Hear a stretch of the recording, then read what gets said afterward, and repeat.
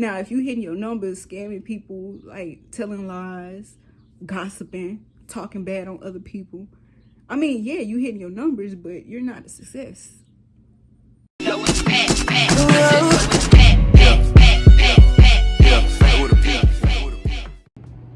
I can't even say it was going to sleep, but it's weird because in my dream, I was having like self-limiting doubts and stuff, and I'm a vivid dreamer. Like some of the stuff just be too, I say, interactive, to the point where like nightmares really be like nightmares, like you can actually feel it when you wake up, type of thing. Or like, you know, when you get like a nerve stuck or something. Yeah, so I'm a vivid dreamer. But even in my dream, I don't know who I was talking to. I was probably talking to myself, like I do in real life. I was having like doubts about doing the vlogging and stuff, because I'm not gonna lie, can I be transparent with you? Because I see everybody else doing vlogs. Now, I see some people who, in my opinion, I see two ends of the spectrum, right? I see on one end, there's people who really just do the content. They really don't care about the editing. They don't care about the transitions, they not even in 4K. It's just like, even the graphics are not as good. And then they have like a lot of subscribers and they have a good following.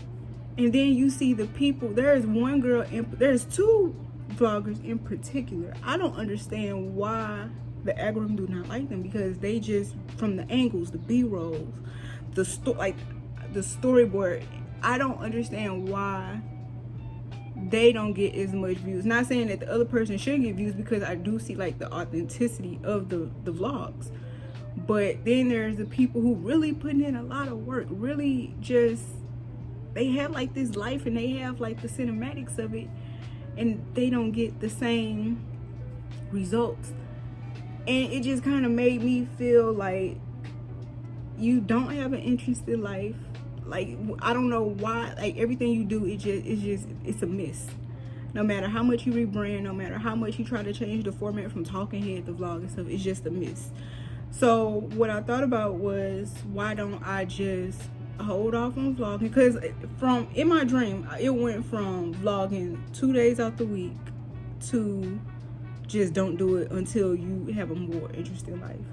And I woke up feeling that way. Like, I was really down. I'm like, maybe I should. It'll save me more time. Let me tell you about when it comes to time. If you let me, I was just sitting here and just mind my words. I would just sit here and play with myself all day. So time really ain't the issue. It's really not the issue. Management is my issue, yeah, but for me to say like I don't have the time, no, I just don't have the time management skills. I'm not even gonna say that. It's just I procrastinate. That's what it is. That sounds more controllable. I have procrastination issues. I really had to talk to God about that. Like, am I supposed to be vlogging? Because like I said, vlogging can be a distraction, but at the same time, when it comes to time, I would sit and do nothing all day. Really, I would sit and do nothing all day. What about it? Yes, me, God, and ChatGPT about it, and I'm just like, I feel like I'm having self-doubt. I'm having like these limiting beliefs and stuff like that. Chat really did its thing, so I had to write that, because you're on the phone that I do like the, I call it the Bible study with, and it gave me these 6 points, right? The first point was, stop waiting until you're ready. I can sit here and say like, okay, I'm gonna wait until I have a more interesting life, but if I wait that long, when I finally start producing content, I've missed out on so many like uploads for me to learn how to do edits, me to get into my style, me to get comfortable into, carrying a camera everywhere. It's a lot that goes into. People think vlogging is easy. I thought vlogging was easy. It is not. It is very much time consuming. It's just, you got to manage your time, right? So stop waiting until you're ready. That was the first thing, because you're never gonna be ready. That instance that I had with my tire blew out let me know I will never be ready. I thought I had all the backup plans. No, you'll never be ready. The second thing was, the enemy wants your focus on the wrong thing. With that, it wants you to remember all like the past disappointments, all the times where you failed at something, and then even your successes. Well, it worked like this last time. I don't see why it's not working like this time. It's a new thing. It's a new thing. You need to try something new. It's a new thing.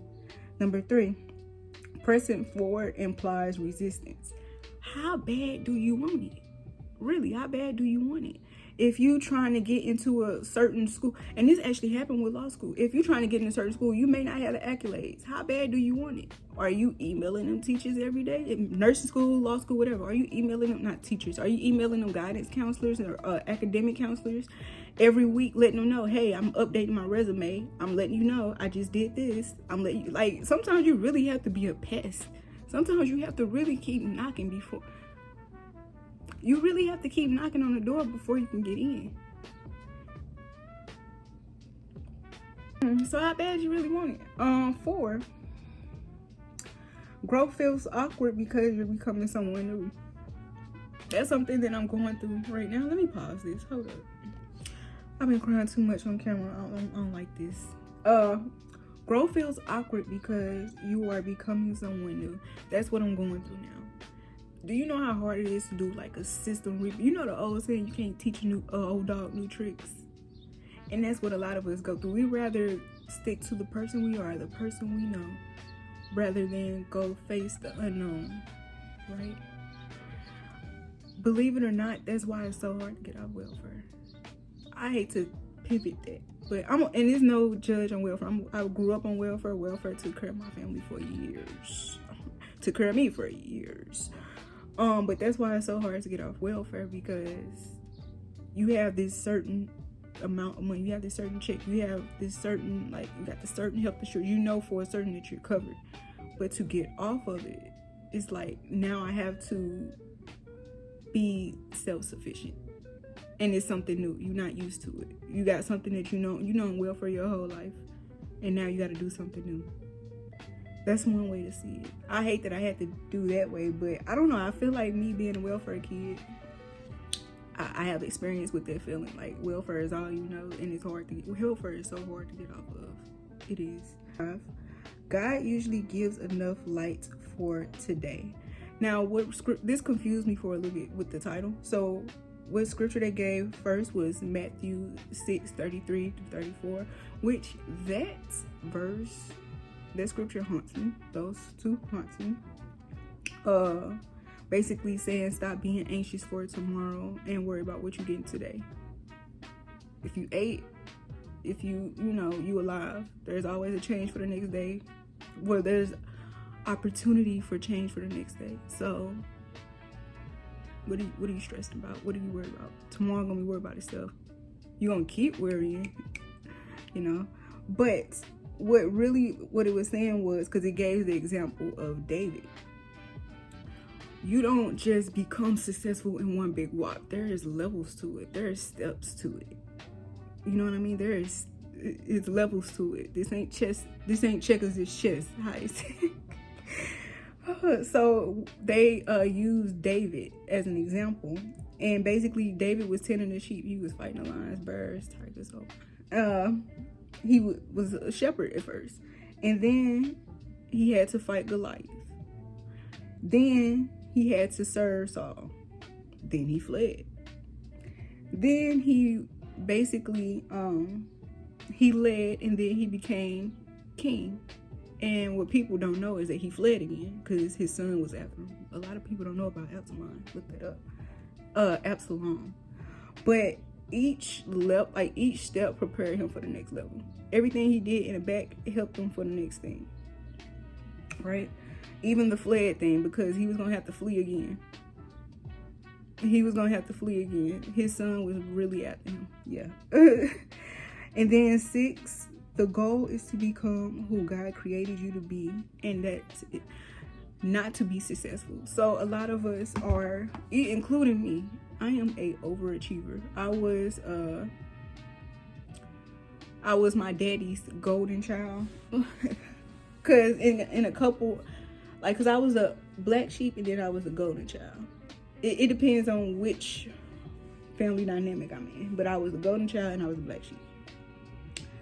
A lot of my value life value on how good I can do in life, or how good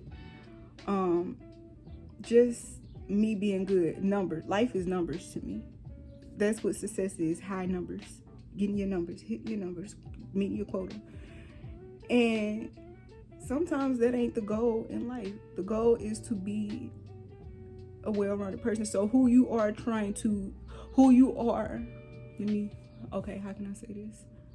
how you go about trying to be successful is the actual goal. Now, if you hitting your numbers, scamming people, like telling lies, gossiping, talking bad on other people, I mean, yeah, you hitting your numbers, but you're not a success. You're not a success. You know, I don't know. It's being the person of character. And yeah. And that's what it taught me for today. I ain't mean to cry. But we gonna keep doing stuff. I just have to get that out because I'm pretty sure somebody else is going through the same thing. I might make this own standalone video because this was actually good. And I think somebody else will get a lot from it. I really do think somebody will get a lot from it. Bet there's nothing left to do. Hey guys, I hope you enjoyed this video. I'm so grateful that you are interested in my beliefs, experiences, and narrative of life. I want to encourage you to put your phone down and go experience things on your own. It is so easy for you to sit and watch all these podcasts, people experiencing their solo trips or their vacations, and you just live through them. I encourage you to get off your phone and experience it for yourself. I know it's not what YouTubers want to tell you, but I really want you to try and apply whatever you learned, hopefully good things, in real life. Because you knowing all this information just makes it theory without you applying them. Don't regurgitate what you just seen from us. I want you to experience things for yourself.